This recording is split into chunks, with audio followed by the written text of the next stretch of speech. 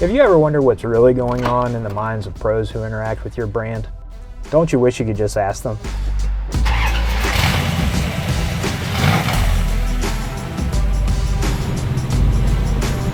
Not in a survey or focus group, just in a real conversation.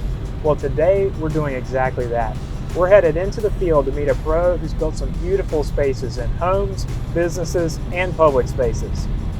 We'll learn about how he got into the business, what keeps him up at night, and pick his brain on how brands and retailers can help pros like him in their everyday work. Today I'm heading out to meet Andrew Viator of Viator Design and Construction to find out how this frankly weird market has been treating him. His family's construction legacy means that Drew has been handling tools since elementary school, and you don't do that without forming some strong opinions. I'm hoping to find out more about the brands and retailers Drew has come to trust, which ones he avoids, and where he turns when limited availability forces him to make substitutions. I'll be meeting Drew out in the field to get a glimpse of how a real pro puts tools and materials to work on real projects. Then we'll head to the local watering hole, where we'll have a no-holds-barred conversation about what really drives the choices he makes at retail. What he has to say might surprise me. Heck, it might even change the way I think about marketing strategy. One thing's for certain, everything's better over a beer.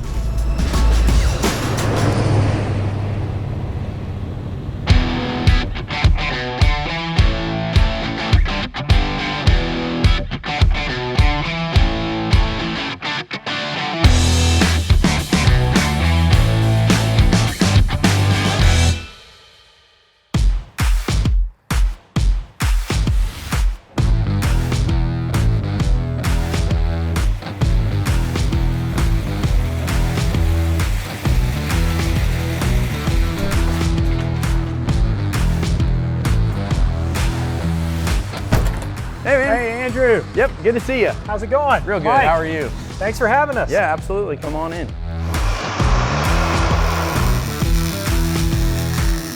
What a space. Thank you. The cabinets, the counters, all this stuff, this is in-house. You guys build everything, huh? Yeah. That's awesome. Well, let's go take a look at the shop. Yeah, sounds good.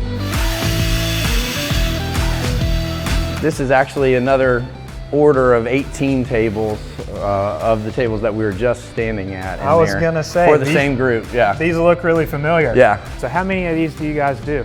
The first order of these were close to 60 tables, and Wow. then this is another order of 18 they wanted to add. That's actually Jesse over there. Jesse's Hey, Jesse. standing up the next one. We've got a lot more ahead of us than behind us on these. Looking good, Jesse. This is basically where we keep everything that we want to go, be able to grab, throw them in the truck, but not each truck needs to have all these tools. These are kind of specialty tools that we grab per job as needed. So these are the quick grab and go Yeah, kind grab of things. and go. And then the trucks are all upfit with the same tools, so they can expect no matter what truck they're riding in, the tools are in that truck. The old standbys are always there, right? Yep, exactly. This is just some extra random tools that some of them are tools from when I started my company. The very first tools I ever bought are over there. First chop saw, first table saw. Got your first chop saw still up on the wall, huh? Yep, still works. That's yeah, fantastic. We'll still take it out on a job. This is a trophy case for actually a Major League Baseball player. Wow. So this will go in his house out in Louisville, North Carolina. Okay, really cool. That is Yep. a big trophy case. Yeah, so it's this times 4. So it's about 12 man. feet tall and 17 feet wide. So when you guys are super busy, let's say, how frequent are you guys getting shipments of raw material stuff? We're getting a delivery of metal every day. Every metal day or when you're wood. real busy? Oh, right, yeah. Every single day. Yeah, every single day. Yeah. Wow. So Drew, what do we got here? This is actually a mock-up we did for Unify out in the Moxville area. They're a large company that turns plastic bottles into fabric, and they needed to see a mock-up. So we built this to show them that we were capable of doing something that's actually about 80 something feet long, almost as long as this room is. Wow, so you're gonna do one of these, but huge. We've already done it. It's in place. It's stunning. It's probably the hardest thing that we ever did as a team. Wow. Yeah. Really, really cool stuff, man, and an amazing shop. Thank you. You wanna go grab a beer? 5 o'clock somewhere. Let's do it. Let's do it.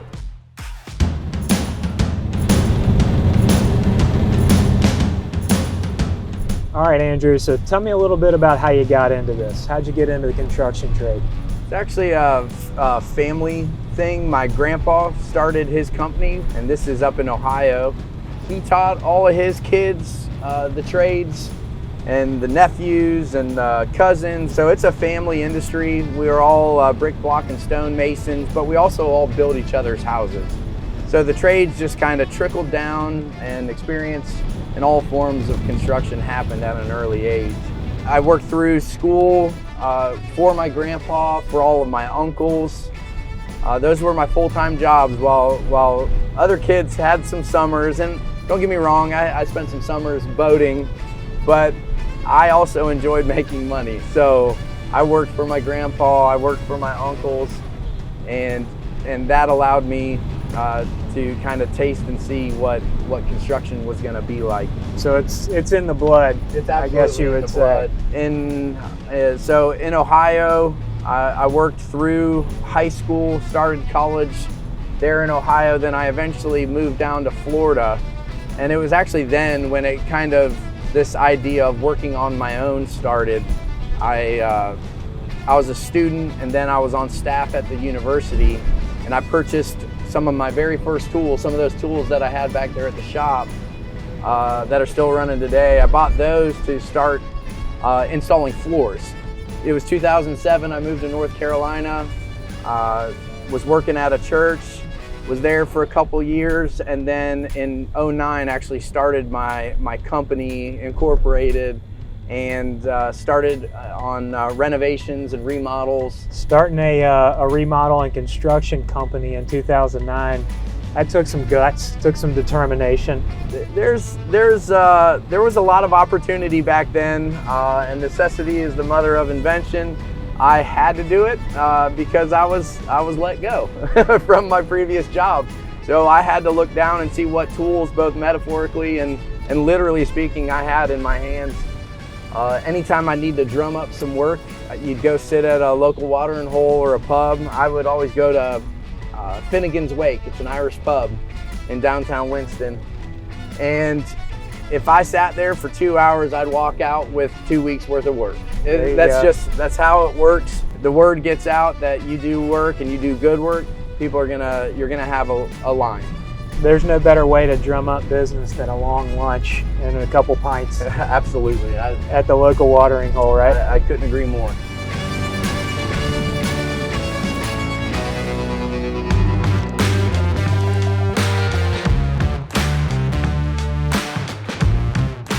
So Andrew, you were talking about those rigid tools that have been with you since the beginning. Right. They're still working. They're a little heavier, but yeah. Hey, you still plug them in and you can run them. No, absolutely. But when we were in the shop, we saw there's a lot of red in the shop, and you guys said you're all red. So what does that mean? Tell me a little bit more about that. Yeah, I mean, so Rigid did a great job.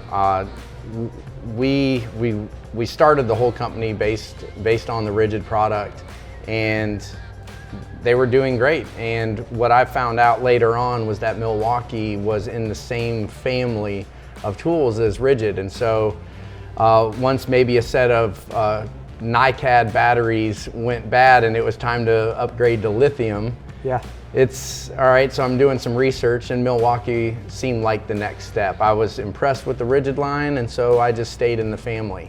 Okay. And I trusted that if they were making Rigid and this is supposedly a step up from Rigid, then I'll give it a shot. And we ended up here years later, we're an all red shop. Yeah. So what about those tools has kind of resonated with you or stood out? What's the reason you keep going back there? To be honest, like some of the earlier drills, the tools still run off the new batteries. And so as battery science has changed a little bit, the tool is still working. So that didn't become irrelevant just because just because the power source is dying. So, and I know this industry, like battery science, is going to be something that we all have to pay attention to, because that's the disposable part really of the tool. But the tool itself it's always been a great user experience. You can trust it, and I tell people, you don't want to. The tool needs to be with you doing the job. You don't always want to be worried about, is the tool going to work? So your goal for a tool is to not be thinking about the tool. Yeah. It's doing its job if you're not worried about it. Some of the technology that they're coming out with that to me is kind of laughable is this Bluetooth integration. Like, I'm worried about where my tool is going to be, or since it's relying on Bluetooth, if it's more than 15 feet away, it can't find itself. So Gotcha. The Bluetooth integration is something that I'm not overly interested in, yeah. But I'm sure there's a generation coming up that cares to be working on their phone and their tool at the same time. Yeah. That's just not me. So it sounds like kind of pushing the technology is not necessarily something that you can trust yet. It's not something that is most important. I don't need to spend an extra $200 for Bluetooth integration. Yep. Yeah, makes perfect sense. I want the brushless motor, an easy use chuck. Those things are something that's not going to wear out super fast. That's what I'm looking for. But if, like I said, I'm not the youngest person in construction, we're hiring people who are 16 and 18 years old. Yeah. And so they might get excited about Bluetooth or Wi-Fi integrated drills. Yeah. So it sounds like some of the things that you're looking for in your tools are things that are kind of old standbys, trustworthy, and maybe things that save you time. Is that fair to say? Yeah, or yes, saving time, cost time, time is money. So I'm looking for a tool to work, and the necessary thing about the tool to work. Yeah. Are you kind of getting stuff from everywhere? What's that look like for you guys? Yeah, it's a whole village that supplies the company. So I go into the place, certain places out of convenience. It's next to the job, so that's why it's important to still have a relationship with a large chain store. And then there's loyalty programs at those locations. There's also a huge benefit to using a local supply house. That one, it keeps your money in your town, which I'm really interested in doing. And then also, they typically will have the diversity that is more specific to your region, or they have a better pulse on what Winston-Salem needs versus maybe a different store would.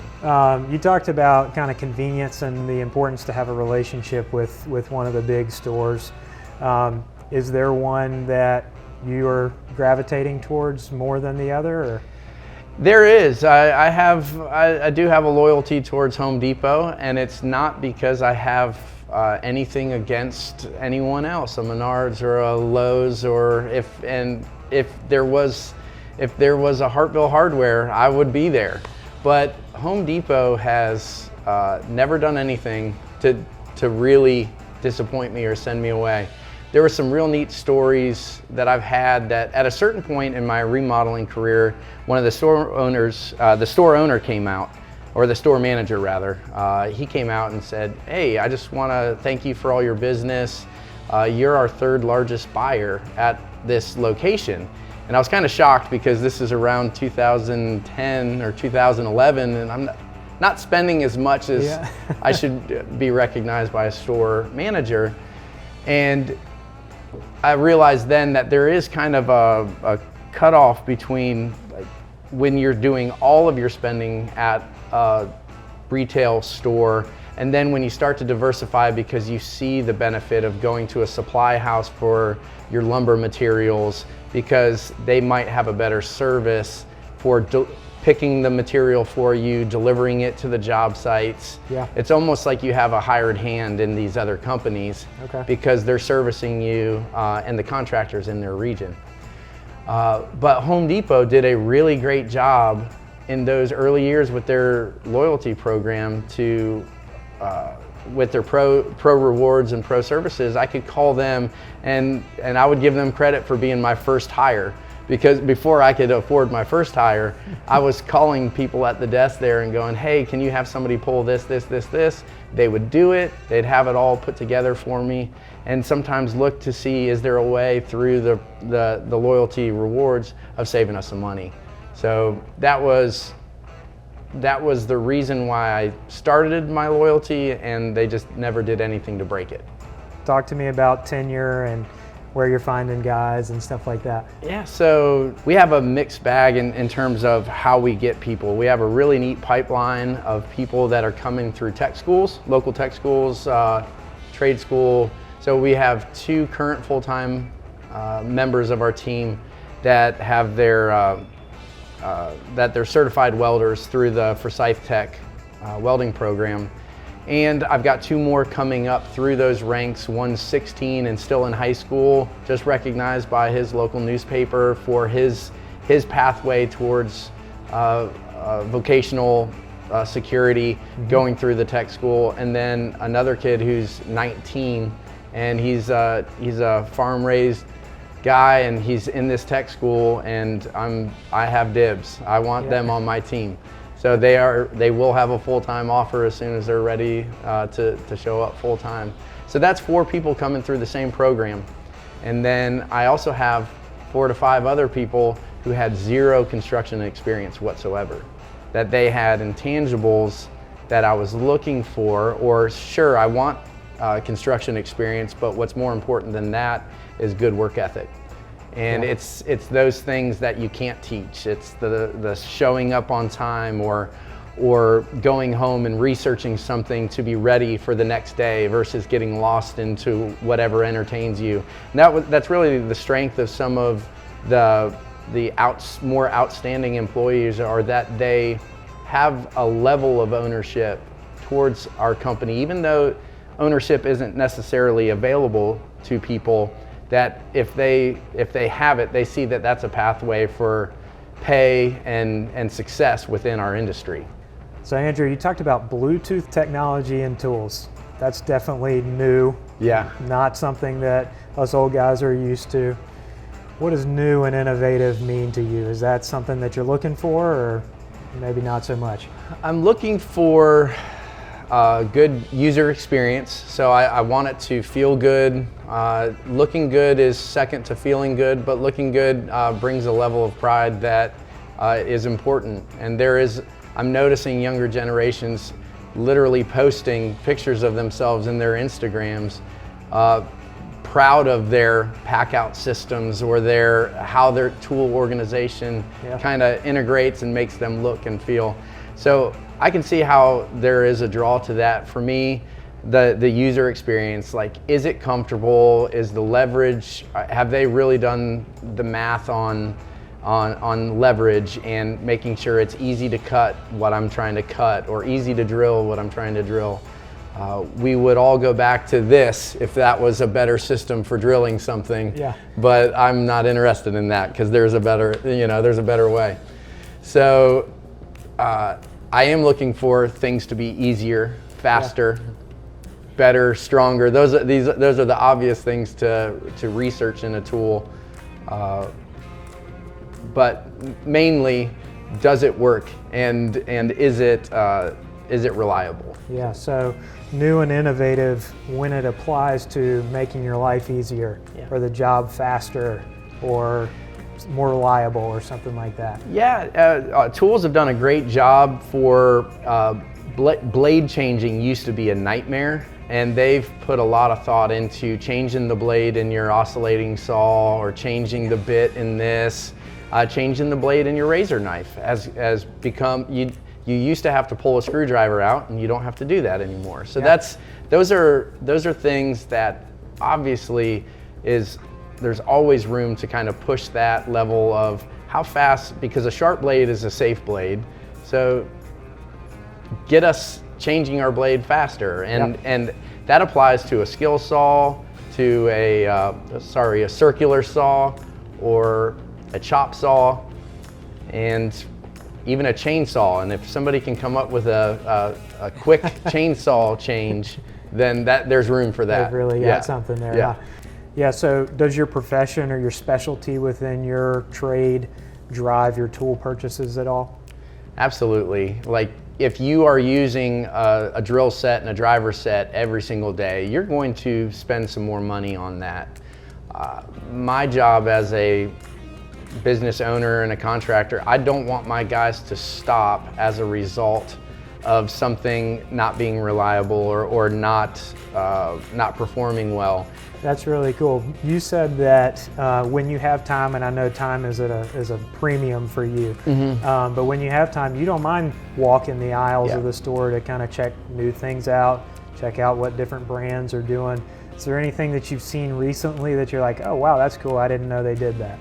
So recently, tool manufacturers have gone into this landscape realm, and so I was surprised to see battery-powered chainsaws, battery-powered weed eaters, mowers, and all that industry. And those are to actually have a battery-powered blower at the house, and we have one in each truck. And it's a form of cleanup that is something that when I saw it, I could see an immediate use for those things. Yeah, it's interesting. I've got a couple of those battery-powered lawn tools.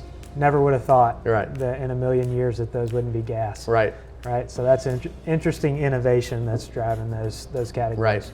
So I heard you mention Cobalt earlier. Yep. Talk to me a little bit about house brands. Is that something that is normal for you guys to use it for disposable tools, or do you see any push for true professionals from those brands that is resonating with you or your guys? Yeah, we have Cobalt and Husky and some of those toolkits that they're making. They make great organizational systems, mechanical tools, sockets.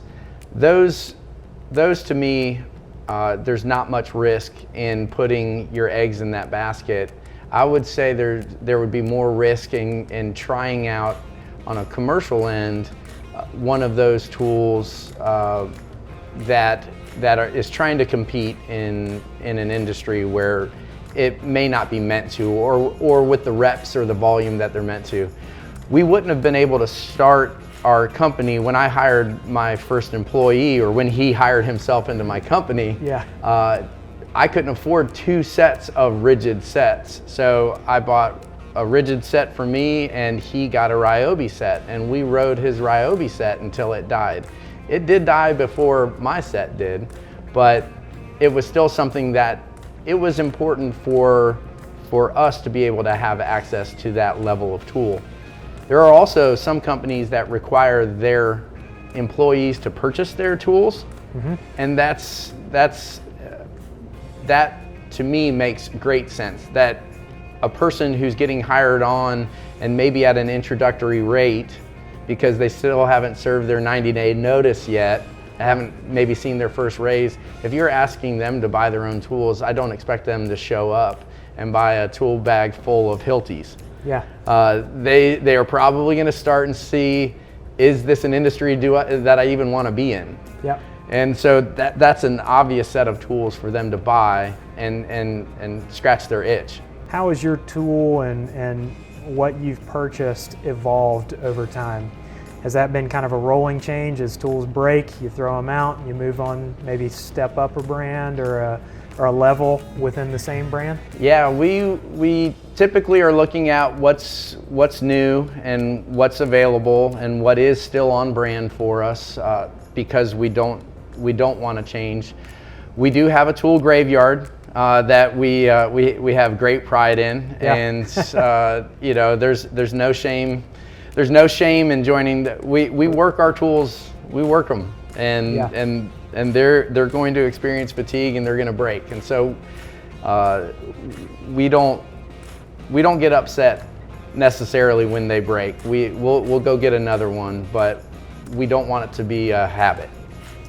So talk to me a little bit about where products are made. Is made in the USA really important to you guys? You got your shop here in North Carolina. What do you feel about it? You know, if that is something that a company is going to inform us of, then I would be interested in it.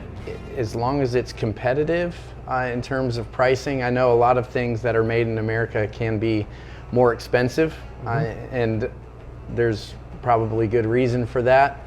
But I also know that it needs to be as good, if not better, than a tool that's similarly made, but much less expensive. Yeah. So it should be, I'd be interested in it for sure.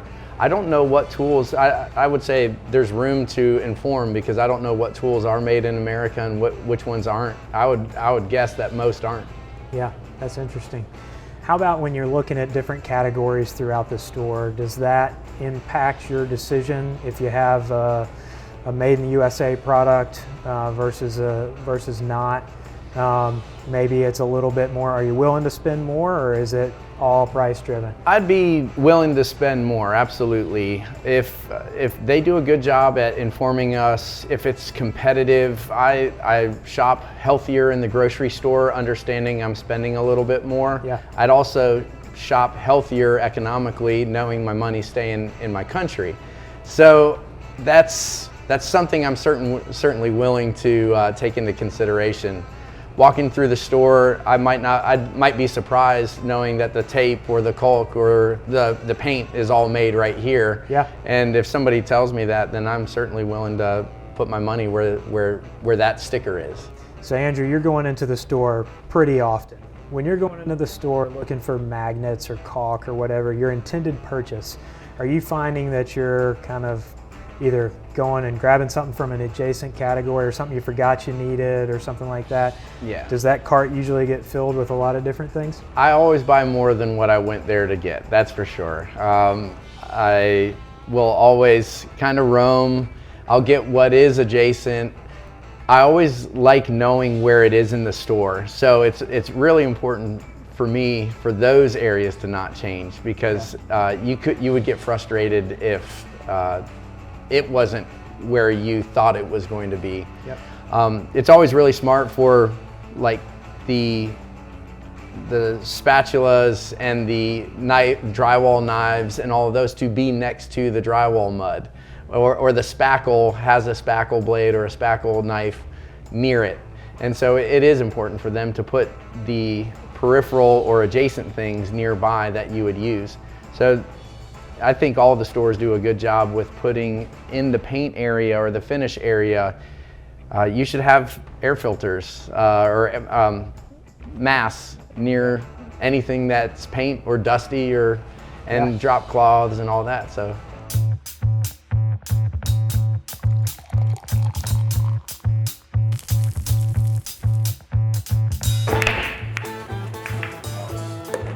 Tell me about some game-changing categories.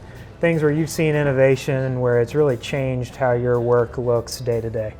I think the first thing that stands out is the measuring tool area, because that's something that I use all the time. I'm measuring stairs for building railings. I'm measuring slopes for ramps, and some of the tools that have changed recently are simple things that you might take for granted, like a speed square or a level, or the little quick compass devices that used to be maybe a bland gray that now is a bright blue with laser etched, and you can actually see it. You can see the contrast. It's lighter, it's sharper, you know, and so I think one of those things that if I could teach the guys something is like sharp in the measurement area leads to success further on down in fabrication. Yeah. So if your pencil's sharp up front, and you know, and that's probably a metaphor for life, but it's like this part has to be sharp, and so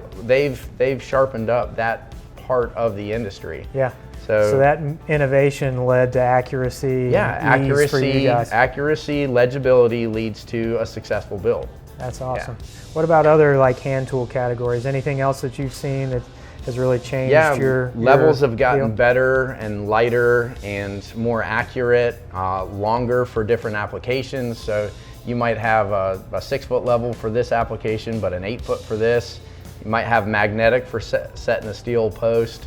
So you talked about heirloom tools. You talked about some younger guys that you've got coming up through the ranks right now. That's a pretty broad spectrum. Is there anything that the younger guys are showing you that you're like, wow, that's pretty interesting or innovative? Right. Might be something cool that you're interested in. Yeah, for me, it used to be like YouTube, and you would try to learn something on YouTube, and if you didn't know what to do, you would go home and you would research it, and then you'd figure out a way to do it the next day. I think they're using video production, and they're using VR as a tool for training, as a tool for experiencing something before they buy it or before they even know that it really exists. And I remember when one of them were encouraging me to put on goggles for the first time, it was like, whoa, this is a virtual reality that I've never lived in, but I can see how it's something that they're interested in for sure. Wow, that's cool. So they're kind of taking in things and learning in a really different way than you and I, guys our age, learn things. And that will always be the case, but I think that's the untapped resource, but also it's the thing that has them excited right now. That's cool. It's the avenue of display and education that was the TV, that is the cell phone, that is going to be the next thing. Yeah, so that's something for brands to be able to lean into, where they can start figuring out how to communicate and how the next generation is consuming for sure information. They're definitely engaged in a cyber world, and as much as I encourage them to put their phones down a little bit during work, I'm also excited when I see really neat creative videos of the stuff that I'm doing that I may have never even logged or never recorded. Sure. So they get me a time or two because I'm like, dang, that looks pretty cool. Yeah. That's really interesting. Fun for us old guys to see that kind of stuff.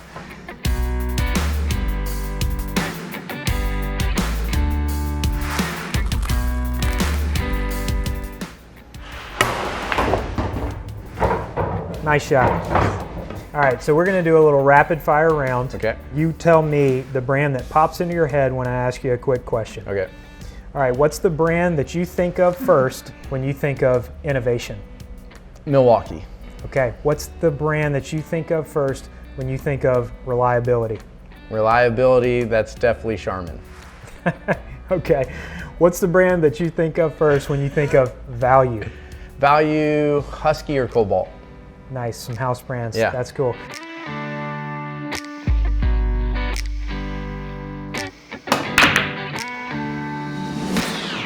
All right, Andrew, last question. What brands do you think about when you think about brands that are on the rise? There's probably a few of them. The one that sticks out the most would be Husky. Husky feels like they're getting into everything from the tools to consumables. You can buy a trash bag and a box of rags, and who knows what they're going to come out with next. But that's one that stands out to me. Everywhere in the store. Yeah, that's really cool. For sure. So Andrew, it's been a lot of fun. Appreciate your time. Yeah, no problem. Awesome shop. Great to see your work. Thank you. If you had the chance to tell these retailers and brands one thing about yourself or one takeaway, what would it be? I would say keep learning and don't skip on creativity. That's what's exciting about this industry, is how creative we can be. Andrew, thanks so much for the time today, man. It's been a blast. Thanks for not beating me up too bad on the pool table. We learned a lot, and we really appreciate it, man. Cheers. Cheers. So there you have it. Drew got me thinking about innovation, but not innovation for its own sake. In my mind, Viator Design and Construction represents a generation of pros who are open to trying new brands and products if they can help them get the job done better. A segment of folks who are open-minded but turned off by pointless automation. When you've spent as much time as I have thinking about building brand recognition, it's good to be reminded by a pro that the best tool for the job is the one you don't really have to think about. Shoppers like Drew want brands that make their lives easier by eliminating guesswork, streamlining processes, and cutting out extra trips. Brands play a supporting role in these pros' lives, proving that the best innovation strategies hinge on creative, effective problem solving no matter the category. Most importantly, pros are listening to what brands have to say. They still react to in-store merchandising and are willing to hear out your value proposition. After all, brand loyalty is secondary to quality when time is money. Keep pursuing the best ways to help Drew create one-of-a-kind spaces for his clients, and you'll have a customer for life. Until next time, stay relentlessly curious and remember that the best information about your prime prospects' needs, wants, and values is the kind you get firsthand. We'll keep solving our biggest marketing mysteries, one beer at a time.